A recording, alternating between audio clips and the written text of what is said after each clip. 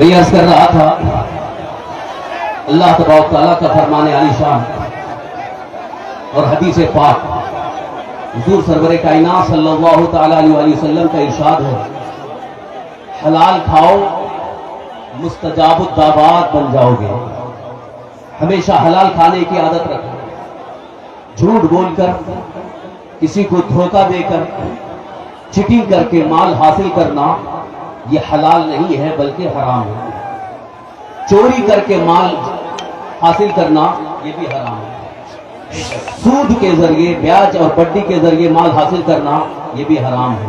تو حرام جتنے راستے ہیں ان راستوں کو چھوڑ دو، ان راستوں کو بند کرو، اور شریعت مصطفیٰ میں جو حلال طریقہ بتایا گیا ہے اسی حلال طریقے سے آپ تجارت کرو، مال حاصل کرو، محنت کرو، اللہ تعالیٰ اس میں اتنی برکت عطا فرمائے گا کہ آپ بہت ساری مصیبتوں سے نجات پا جائیں گے۔ حلال کمائی میں برکت بھی ہے، حلال کمائی میں عزت بھی ہے، اور حلال کمائی کا اتنا بڑا اثر ہے کہ جو خود حلال کھاتا ہے اور اپنے بچوں کو حلال کھلاتا ہے اس کے بچے کبھی نافرمان نہیں ہوں گے، اس کے بچے کبھی بے راہ روی کے شکار نہیں ہوں گے، غلط روی کی طرف نہیں جائیں گے، اس کے بچے بے حیا نہیں ہوں گے، بلکہ وہ ماں باپ کے فرمانبردار بھی ہوں گے، اللہ کی اطاعت، اللہ کے رسول صلی اللہ علیہ وسلم کی اطاعت کرتے نظر آئیں گے، اور سب سے عظیم ان کے اندر خوبی آپ کو یہ نظر آئے گی، جن ماں باپ نے اپنے بچوں کو ہمیشہ حلال کھلایا ہے وہ بچے اسلام کے بہترین سپاہی بنے گے۔ ماشاءاللہ وہ اسلام کی حفاظت کے لیے، احکام اسلام کی حفاظت کے لیے ہمیشہ تیار نظر آئیں گے۔ لہذا آج یہ پیغام لے کر کے جاؤ کہ ہم ہمیشہ حلال کمائیں گے اور حلال کھلائیں گے، اور حلال کمائی کے ذریعے لوگوں کی مدد بھی کریں گے، اللہ کے دین کی حمایت بھی کریں گے اور مدد بھی کریں گے انشاءاللہ العزیز۔ اس کی برکتیں آپ کو نظر آتی رہے گی۔ عزیزان گرامی، یہ ایک نقطہ جو میں نے ابتدا اتقوا اللہ کے حوالے سے عرض کیا ہے، اس کو ذہن میں رکھیں۔ اللہ کا خوف دل میں ہونے کا صاف مطلب یہ ہے کہ اگر واقعی اللہ کا ڈر دل میں ہے تو اس کی زبان سے ہمیشہ سچ کا اظہار ہونا ہے، صدق مقال یعنی ہمیشہ سچ بولنے کا اظہار ہو، ہمیشہ سچائی کا دامن تھامے رہے، ہمیشہ سچائی کا ساتھ دیتا رہے، جھوٹ کا سہارا نہ لے، جھوٹ کے ذریعے نہ مال حاصل کرنے کی کوشش کرے، نہ جھوٹ بول کر کے اپنی عزت بنانے کی کوشش کرے، بلکہ ہمیشہ سچائی کے ساتھ سچائی پر عمل کرنے کی کوشش کرے، اور ساتھ ہی ساتھ عقل حلال یہ بھی خوف خدا کی سب سے عظیم نشانی ہے۔ جس کے دل میں اللہ کا خوف ہوتا ہے وہ کبھی حرام کھانے کے لیے تیار نہیں ہوتا ہے، یہاں تک کہ اگر اس کی دولت جا رہی ہو جانا پسند کرے گا، لیکن اللہ کی ناراضگی کے لیے حرام مال کھانا پسند نہیں کرتا ہے۔ اگر دنیا والوں کے سامنے غریب رہ کر کے زندگی گزارنا پڑے تو وہ برداشت کر لیتا ہے، لیکن حرام مال کے ذریعے عزت حاصل کرنے کی وہ کوشش نہیں کرتا۔ یہی وجہ ہے حضرت سیدنا ابو بکر صدیق رضی اللہ عنہ ایک مرتبہ آپ کے غلام نے آپ کی بکریوں کا دودھ، آپ کی بکریوں کے جو چرانے والا تھا، حضور سیدنا ابو بکر صدیق رضی اللہ عنہ کی بارگاہ میں دودھ پیش کیا۔ حضرت سیدنا ابو بکر صدیق رضی اللہ عنہ نے دودھ پی لیا، بس پیا ہی تھا کہ آپ کو احساس ہوا، آپ نے غلام سے پوچھا یہ ہماری بکریوں کا دودھ ہے؟ تو غلام نے کہا نہیں حضور، یہ دوسرے کی بکری ہماری بکریوں میں آ گئی تھی، اس کے تھن میں دودھ زیادہ آ گیا تھا، اس لیے میں نے اس کا دودھ دھو کر کے وہ آپ کی بارگاہ میں پیش کیا ہے۔ اتنا سننا تھا، حضرت سیدنا ابو بکر صدیق رضی اللہ عنہ نے حلق میں انگلی ڈال ڈال کر کے طے کر دی، اور جتنا آپ نے پیا تھا مکمل طور پر پلٹی کر دیا، الٹی کر دیا۔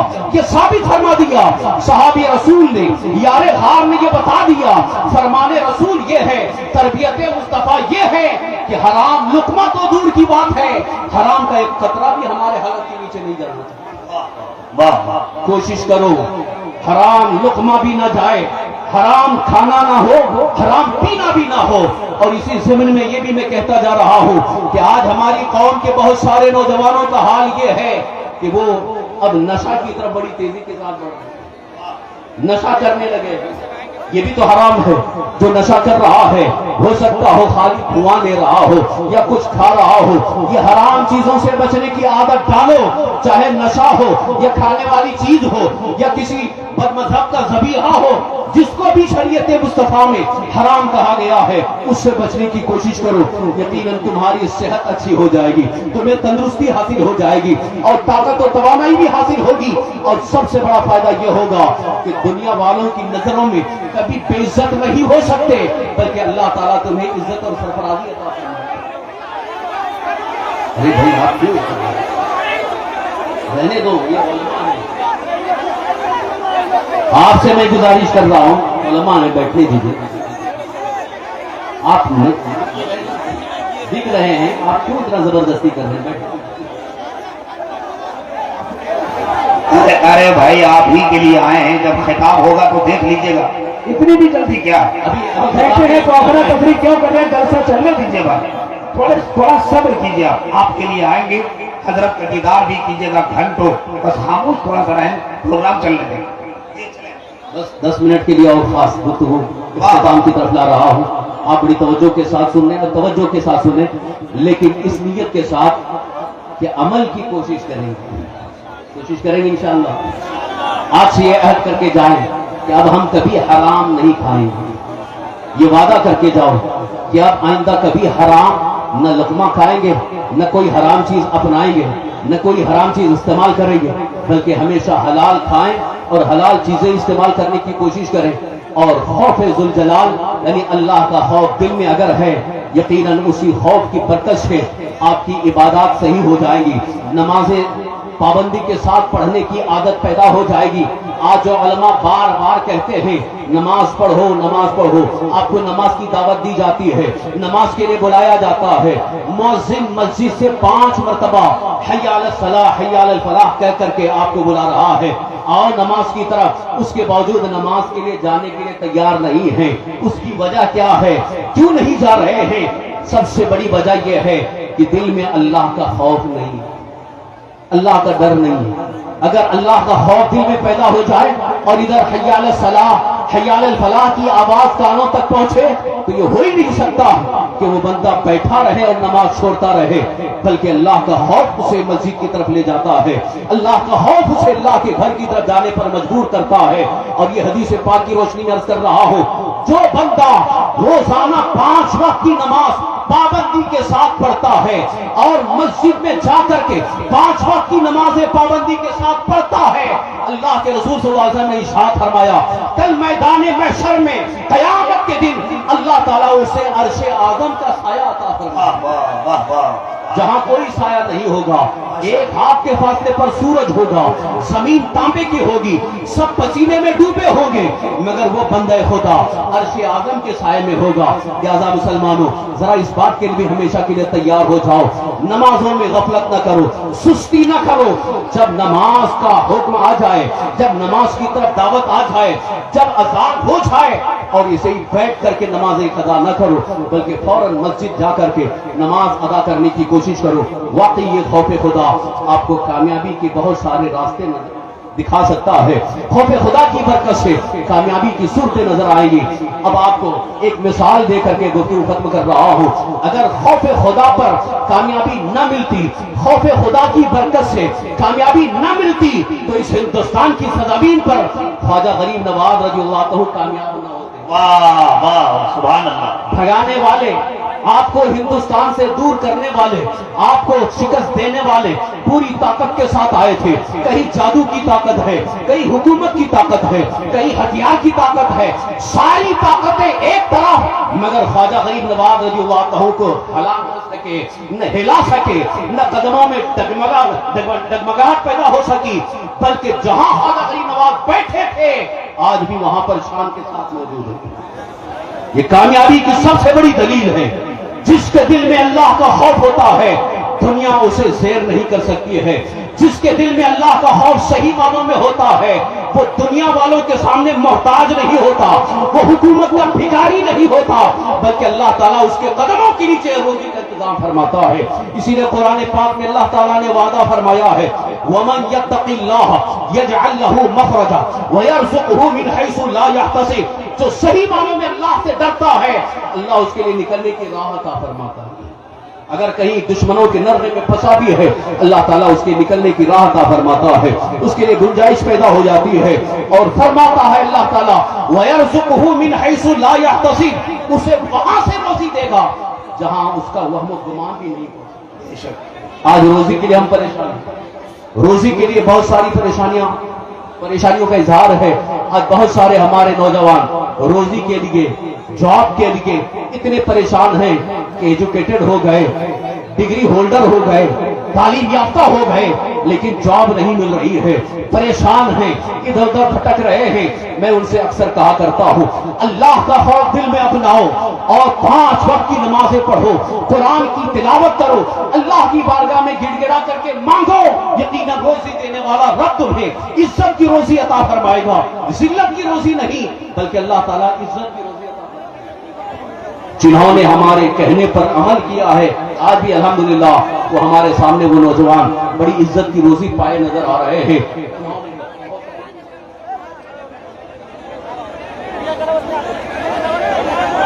اب ذرا خاموشی کے ساتھ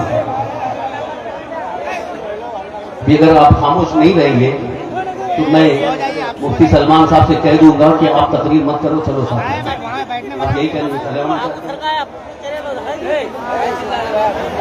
تو خاموش ہو جائے گی. کب سے میں بول رہا ہوں, شروع سے آپ کو بول رہا ہوں. جلسہ سننے کا مطلب ہے کہ ایک دم ایک خاموشی کے ساتھ سننا چاہیے. بس جو پیغام یہاں سے دیا جائے اس پیغام پر عمل کرنے کی کوشش کریں گے انشاءاللہ. بس آخری ایک پیغام, انشاءاللہ اس پیغام کو اور علماء کے ذریعے آپ سنتے رہیں گے اور محافظ ناموس رسالت کے ذریعے آپ سنیں گے کہ ہماری زندگی کا سب سے بڑا سرمایہ, توجہ کے ساتھ سنیے, ہماری زندگی کا سب سے بڑا سرمایہ, سب سے عظیم سرمایہ, سب سے اہم سرمایہ, سب سے اہم پونجی وہ ہمارا ایمان, ہمارا عقیدہ مسلک اعلیٰ حضرت کے مطابق ہونا چاہیے. کوشش کریں گے. آج کل بہت سارے فتنے سر اٹھا رہے ہیں, ایسے فتنے نہ جانے کتنے فتنے اٹھ چکے اور کتنے تو غائب بھی ہو گئے. اب وہی کچھ نئی شکل میں آ رہے ہیں, نئے انداز میں آ رہے ہیں.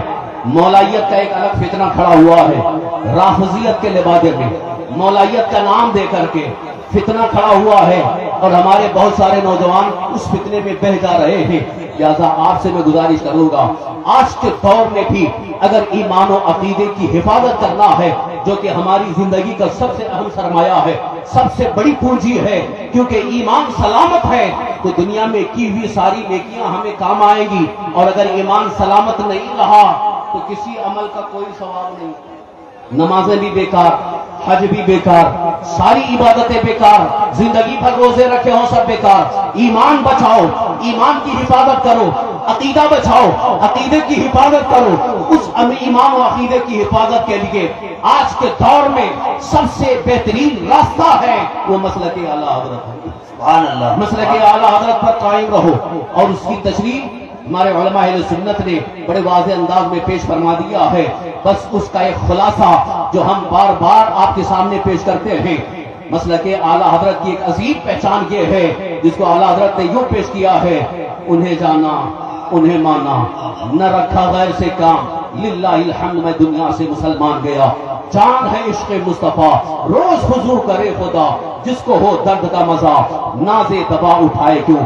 اللہ تعالیٰ کی بارگاہ میں ہمیشہ دعا کرتے رہیں کہ اللہ تعالیٰ ہمارا ایمان اور عقیدہ محفوظ رکھے, ایمان کی حفاظت فرمائے, اور ساتھ ہی ساتھ اپنے بچوں اور اپنی بچیوں کے ایمان و عقیدے کی حفاظت کی بھی کوشش کریں گے انشاءاللہ.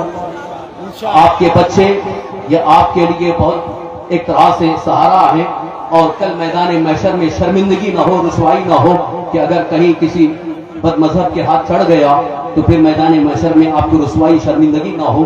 اس لیے اپنے بچوں کے بھی ایمان و عقیدے کی حفاظت کرنے کی کوشش کریں, اور اپنی بچیوں اپنی بیٹیوں کے ایمان و عقیدے کی حفاظت کریں, کیونکہ بہت ساری بچیاں انجانے میں نادانی میں وہ کفر کی دہلیز پر پہنچنے پر مجبور ہو رہی ہیں، لہذا اس کا بھی خیال رکھیں اور علماء اہل سنت کے ساتھ ہو کر اللہ کے مقدس دین پر عمل بھی کریں اور اللہ تعالیٰ کے مقدس دین کی خدمت میں لگ جائیں۔ انشاءاللہ العزیز اللہ تعالیٰ سب سے بڑی کامیابی ہمیں عطا فرمائے گا۔ اللہ تعالیٰ کی بارگاہ میں دعا ہے اللہ رب العزت ہمیں مسلک اعلی حضرت پر استقامت اور تسلط عطا فرمائے، تمام گناہوں برائیوں سے حرام چیزوں سے اللہ ہمیں محفوظ رکھے اور سچی محبت رسول عشق رسول عطا فرمائے اور اسی میں ہمیں خاتمہ نصیب فرمائے۔ آمین بجاہ النبی الامین علیہ الصلوۃ والتسلیم وما علینا الا البلاغ المبین۔